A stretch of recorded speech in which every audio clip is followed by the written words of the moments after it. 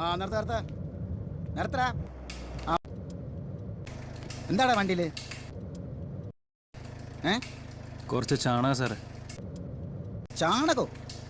ആ വണ്ടിയുടെ ബുക്കും പേപ്പറും എടുത്ത് സാധനം എടുത്തില്ലടാ.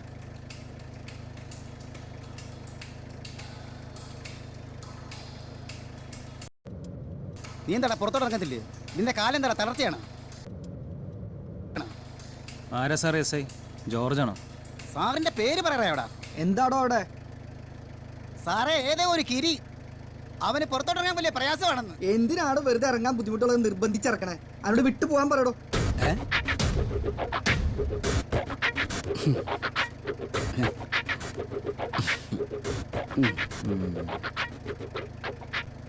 കുറച്ച് ചാണകം എടുക്കട്ടെ? വേണ്ട, കണ്ടാത്തോണ്ട.